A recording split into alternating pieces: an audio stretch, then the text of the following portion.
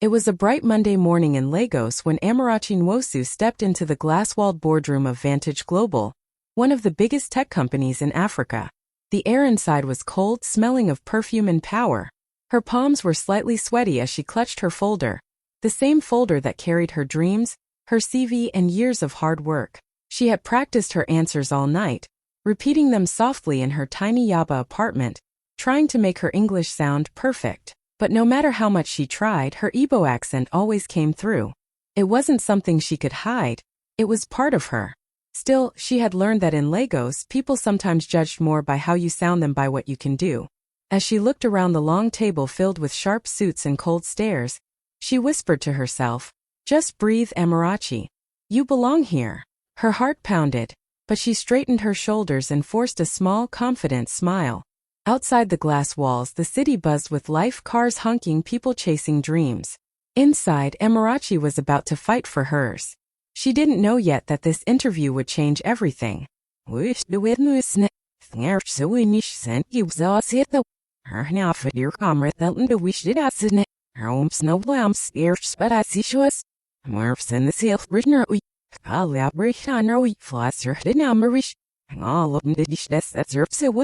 Snah bajlai fruit. He'd serve in a year 30 the half miss that. Deathing the often. Sea or Henry Fithosish. Madna he bulbs out and then a scalp for a hawkish army. And he keeps naked me asked that it's such dirt or reveals that. Albeit that Sarkich Nish can eat skull at zero and the onion nester. Snatch out rather video when it's doing her head off bish. Dwarf of the sniff it on while on. Thnarch the out silver. Had to him if I her freaking it. Maast said the room, and I get us in the third bomb sicklish, and I wish it to be for reached our metals. So we shooted out city to rot ahead, snit nestle for us Navida he trophy wind up. Find it so we sure feeling after we written it sit that fluster lost dash. Snitch scratched her silk like scratched our silk that need at stand ill and mum said the for a horse girl dash. Hold a litter her gas knit. Floor schnicks over marks out or hanging specs a dish. Schnell from the dish. Saster and his neck be not gel file load of liver. Here we're vetter hish army. Serpy brother spill foot in your nester. He'll out look ash met voife. Still even mercy skells nazish. Tharps her not up soon it ass of the steel else nealer than. He locks it the worm skill which nish gizzard or renewed the vino. Cabin lamb sweats. He that's the pass over. He'll elf bessish. And now we're writing in home book. Fish more when they turn at either feet or rodish. I'm smell with the one I but the deer wolf Betsy star my zenus. As the questions began, Amarachi felt a little more confident. She opened her folder, looked at the panel, and started explaining her experience in software development. Her voice was calm, clear, and full of purpose. She spoke about the app she had built for rural schools, a project that helped hundreds of children learn, even without internet access. For a moment, she forgot her fear. She spoke from the heart, with passion in every word. But before she could finish, one of the interviewers interrupted her with a mocking grin. "Sorry, can you repeat that?" he said, tilting his head like he was struggling to hear. Then he exaggerated her pronunciation, mimicking her accent. The others laughed, not loudly, but just enough for her to hear the quiet cruelty in their voices. Amarachi froze for a second, her heart dropped, and her cheeks burned with embarrassment. She wanted the ground to open and swallow her. For a moment, she thought about just saying thank you and leaving the room. But then she remembered all the sacrifices that brought her here. Her mother's prayers, her late nights coding on an old laptop, her dream of proving that brilliance doesn't come with a fancy accent. So she took a slow breath. "Yes," she said softly, forcing a smile. "I'll explain again." Her tone was calm, but her eyes carried quiet fire. She repeated herself, this time even clearer, walking them through her project's design, the impact it had made, and the data behind it. The laughter died down. Even the man who mocked her stopped smiling as she spoke with confidence and precision. Her words carried strength, not the kind that shouts, but the kind that commands respect without asking for it. Inside, Amarachi told herself, they can laugh at my accent, but they can't laugh at my results. And for the first time, one of the panelists looked at her, really looked, not as a joke but as someone worth listening to. Inside, Amarachi took a deep breath and reminded herself, I am not here to impress them with pronunciation. I am here to prove my mind. The laughter still echoed faintly in her ears, but she pushed it aside and focused on why she came. She looked straight at the panel, her voice steady this time. My last project focused on bringing digital learning tools to rural schools that don't have internet access, she began. Her tone was respectful but confident. We created offline software that allowed students to learn coding, math, and science, even without Wi-Fi. The room went quiet. She could feel their eyes on her now, not mocking but curious. She continued, explaining how she led a small team of volunteers, how they worked from her friend's living room, and how their software had reached over 3,000 students in remote communities across Nigeria. It wasn't easy, she said softly. Sometimes we coded with candlelight because the power kept going off, but we believed education shouldn't depend on location. For a moment no one moved. Even the man who mocked her earlier shifted uncomfortably in his seat.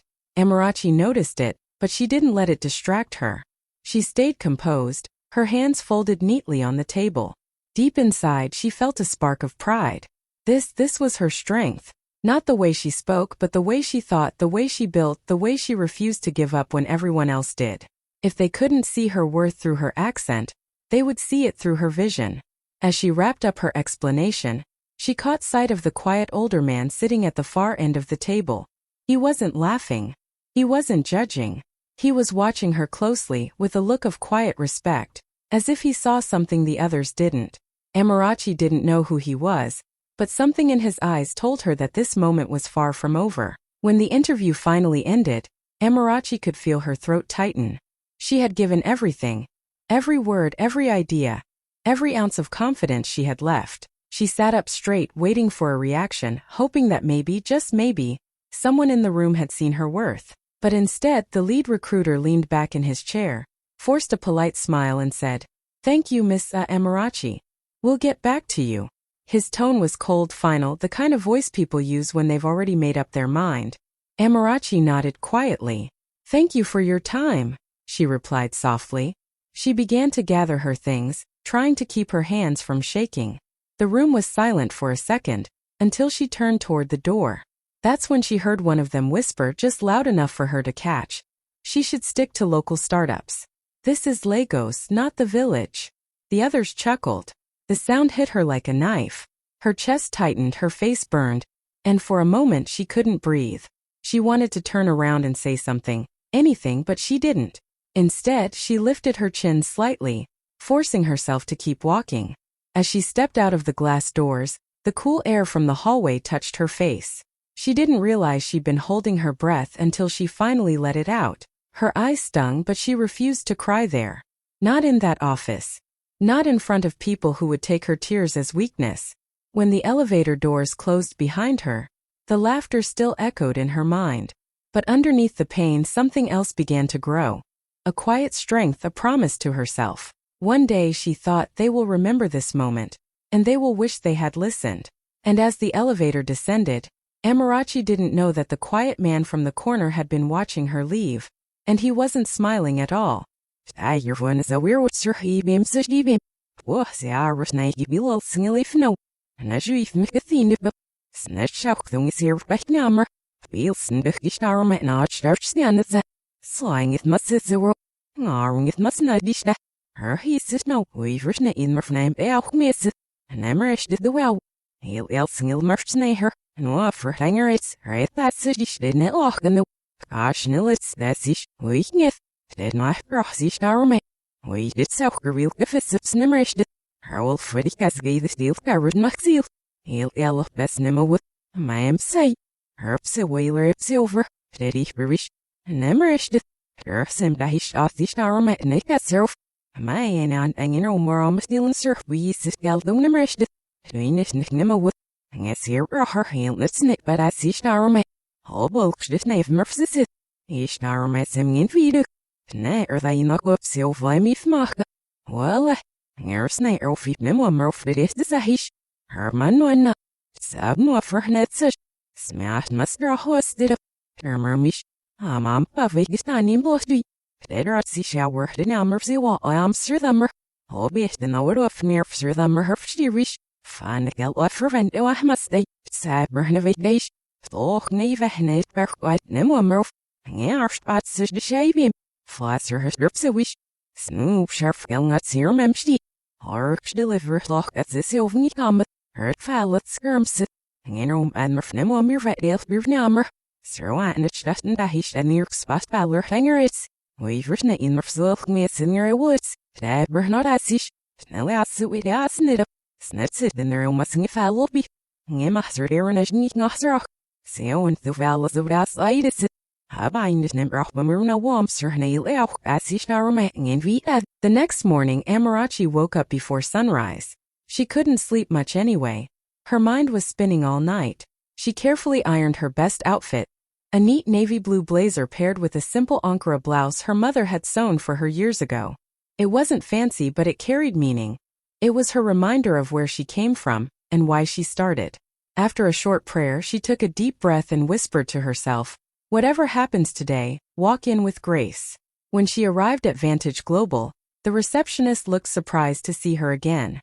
"Good morning, Miss Amarachi," she said politely but with curiosity. Amarachi smiled faintly and replied, "Good morning.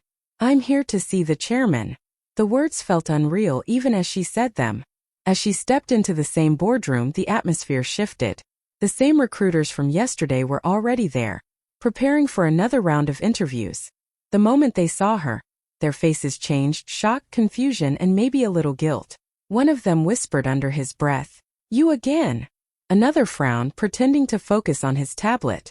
Before anyone could say another word, the door opened quietly. In walked the same older man from the corner yesterday, the one who had watched everything. The moment he stepped in, the room fell completely silent. His presence carried a kind of calm authority that needed no introduction. "Good morning, everyone," he said in a deep, steady voice. The recruiters stood up instantly, greeting him with nervous smiles. Amarachi watched him, realization slowly dawning. He's the chairman. The man she thought was just an observer was actually the most powerful person in the company. He turned his gaze toward Amarachi and gave her a small, warm smile, the kind that made her heart steady again. "Miss Amarachi," he said, gesturing for her to sit. "I'm glad you came back." At that moment, the same people who mocked her accent the day before couldn't even look her in the eye. The chairman looked at Amarachi for a moment, his eyes calm and kind. Then, to everyone's surprise, he spoke. Not in English but in smooth, fluent Igbo. "Kidu Ndebwani," he said gently. "How are you, my child?" The room went completely silent. The recruiters froze, eyes wide. No one had expected that. Amarachi blinked in shock, her lips parting slightly.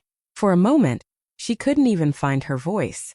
Then slowly, a small smile appeared on her face as she replied softly, "Adiname, sir." "I'm fine, sir." The warmth in her voice carried both surprise and emotion. It was the first time that day she felt truly seen, not as a candidate, not as an accent to be mocked, but as a person. The chairman nodded, smiling proudly. "Oh, DMMA," he replied, still in Igbo, meaning that's good. Then he switched back to English, his tone steady but firm. "You know," he said, glancing around the room, "I come from Enugu. I built this company with this same accent. The same one you laughed at yesterday." The words hit like thunder. The recruiters shifted uncomfortably in their seats, avoiding eye contact. A heavy silence filled the room. Amarachi could almost hear her own heartbeat. The chairman turned his gaze back to her. "When I heard you speak," he said softly, "I saw myself. Your confidence, your ideas, your dignity. That's what we need in this company." His words carried weight, and even those who had laughed now looked ashamed. Amarachi's eyes glistened, but she kept her composure. She had no words, only gratitude. For the first time, someone powerful had looked past her accent and seen her truth. In that moment, everything shifted. The girl they mocked yesterday now stood at the center of respect. The same voice they laughed at had just echoed in the chairman's own language. And in that quiet boardroom, Amarachi's story began to change forever. The chairman looked at Amarachi for a moment, his eyes calm and kind. Then, to everyone's surprise, he spoke. Not in English but in smooth, fluent Igbo. "Kidu Ndebwani," he said gently. "How are you, my child?" The room went completely silent. The recruiters froze, eyes wide. No one had expected that. Amarachi blinked in shock, her lips parting slightly. For a moment, she couldn't even find her voice. Then slowly, a small smile appeared on her face as she replied softly, "Adiname, sir." "I'm fine, sir." The warmth in her voice carried both surprise and emotion. It was the first time that day she felt truly seen, not as a candidate, not as an accent to be mocked, but as a person. The chairman nodded, smiling proudly. "ODMMA," he replied, still in Igbo, meaning that's good. Then he switched back to English, his tone steady but firm. "You know," he said, glancing around the room, "I come from Enugu.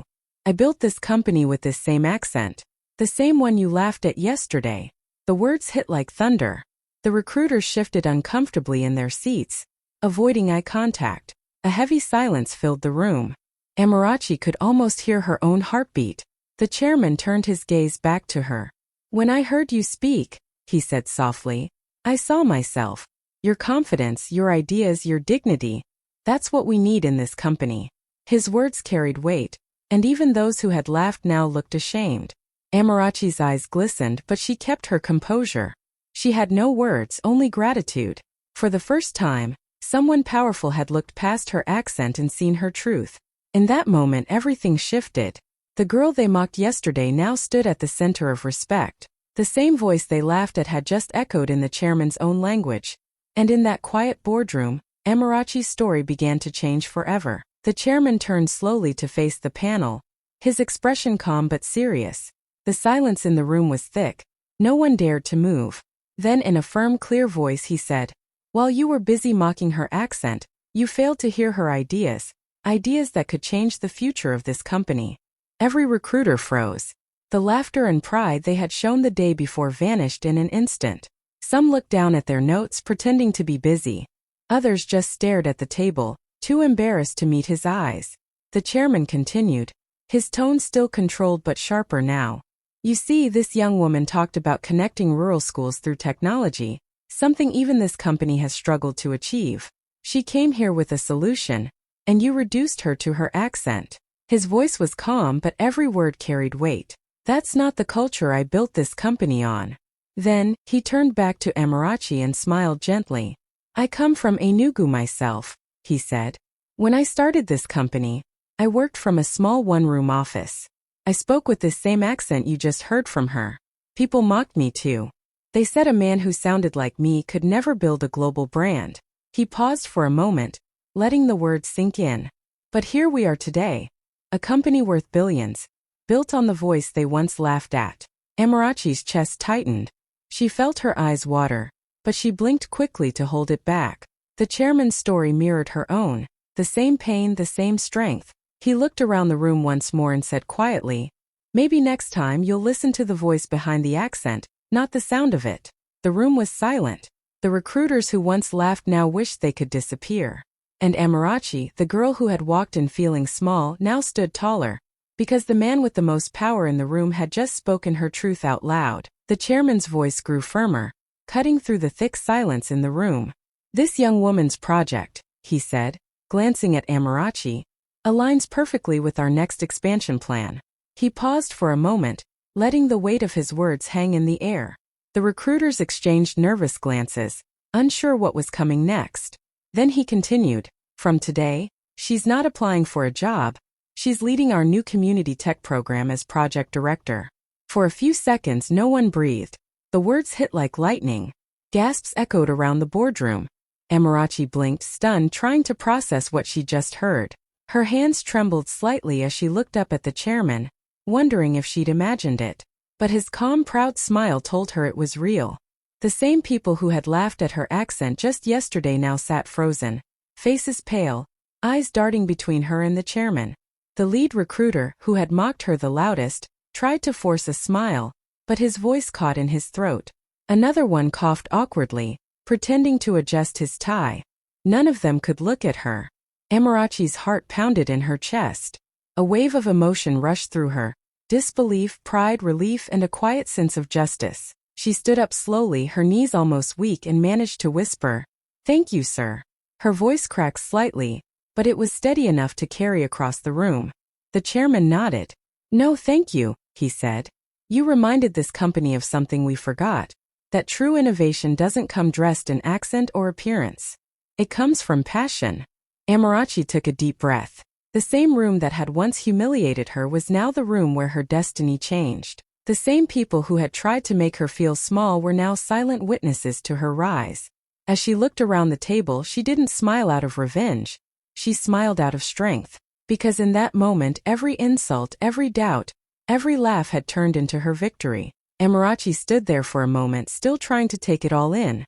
Just yesterday, these same people had laughed at her, mocked her accent, and dismissed her like she didn't belong. But now, every single one of them sat silent, unable to even look her in the eye. She could feel their discomfort, their regret, their shame filling the air. Slowly, she turned toward them, her eyes calm but powerful. She didn't raise her voice, she didn't gloat. She simply spoke from the heart. "You were right," she began softly. "I may sound different, but that difference is my strength." Her voice didn't shake. It carried quiet confidence, the kind that doesn't need to shout to be heard. "This accent," she continued, "is not something to be ashamed of. It carries my story, where I come from, the people who raised me, the dreams that built me. Every word I speak reminds me of home, and I will never hide that again." No one dared to move. The recruiters who once smirked now looked down, their faces red with embarrassment. One of them tried to mutter an apology, but Amarachi simply smiled gently. "It's okay," she said. "You taught me something valuable. Sometimes people laugh at what they don't understand, but one day they'll have to listen." The chairman watched her proudly, his eyes soft with approval. "Well said," he murmured. In that moment, Amarachi didn't just win a position. She earned respect. Her dignity, her grace, and her strength filled the entire room. She didn't need revenge or anger. Her victory spoke louder than any insult ever could. As she gathered her things, her heart felt light. The same voice they once mocked had now opened doors they could never close. And for Amarachi, this wasn't just a win. It was proof that staying true to herself was the most powerful answer she could ever give. By afternoon, the whole building was buzzing. Phones pinged, emails popped up, and whispers spread like wildfire through every floor of Vantage Global. The company's official memo had just gone out, and at the top of the message, bold and clear, were the words, "New appointment, Amarachi Nwosu, Project Director, Community Tech Expansion. Approved by Chairman Obiora Ease." The moment people read it, the entire office came alive. In the marketing department, someone gasped out loud, "Wait, isn't she the girl they said had the strong accent?" In HR, two staff members exchanged looks, realizing they had just witnessed a moment that would be remembered for years. Some employees smiled, genuinely proud. Others sat in quiet guilt, remembering how they had laughed behind her back the day before. Even the cafeteria was filled with chatter. "The chairman chose her himself?" one person said in disbelief. "He never does that." Another added softly, "Maybe it's time we stop judging people by how they sound." Meanwhile, Amarachi sat in her new office, a small but bright corner space overlooking the city. She reread the email, her name shining on the company-wide memo. Her heart swelled with emotion. She remembered every sleepless night, every rejection, every cruel word. And now here she was, not as a rejected applicant but as a leader. She whispered to herself, smiling faintly, "They tried to silence my voice. Now it echoes through their inboxes." Across the building, screens glowed with her name. The woman they once mocked had become the face of the company's future. And in every corner of Vantage Global, people began to see what true strength looked like. It sounded like Amarachi Nwosu. The moment couldn't stay hidden for long. Someone from HR, who had secretly recorded the scene in the interview room, uploaded a short clip online that evening. The video showed the exact moment the chairman greeted Amarachi and Ebo, shocking the entire panel. The caption was simple but powerful. They mocked her accent, until the chairman spoke in it. Within hours, the clip spread like wildfire across social media. By midnight, it had already hit 1 million views. People all over Africa shared it with tears, pride, and admiration. The comments section was flooded. "This gave me chills. Respect to that chairman. She carried herself with so much grace. Never be ashamed of your roots." News blogs picked it up. Influencers reposted it with heartfelt captions. Even on LinkedIn, professionals from across the continent were talking about it. About the power of staying true to yourself, about how prejudice still exists in modern offices, and how Amarachi's calm strength turned humiliation into victory. In Lagos, strangers began recognizing her name.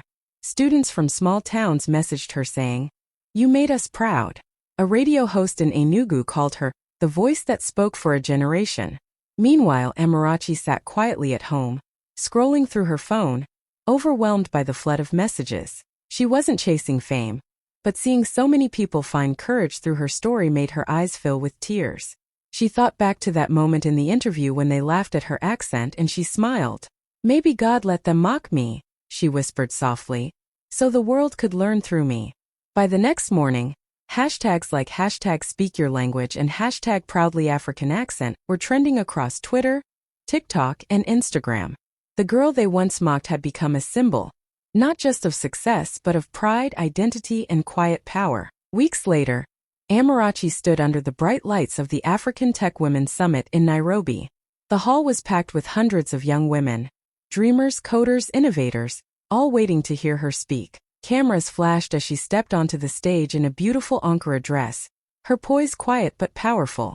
She looked out at the faces before her, smiling softly. "A few weeks ago," she began, her voice steady, "I sat in a room where they laughed at my accent. But today I stand here because that same accent carried my story and my strength." The audience listened in complete silence, hanging on to every word. "Your accent tells your story," Amarachi continued, emotion shining in her eyes. "It carries your home, your people, your journey. Never hide it. The world will adjust to your truth, not the other way around." For a second, the hall was completely still. Then, applause thundered across the room. Some women stood, clapping with tears in their eyes. Others cheered, shouting her name. Amarachi smiled, that same calm, proud smile she wore in the interview room weeks ago. Only now it carried the weight of victory. In that moment, she wasn't just the woman they once mocked. She was the voice of every African girl who had ever been told she wasn't enough, a living reminder that dignity speaks louder than perfection, and that true power begins when you speak with pride.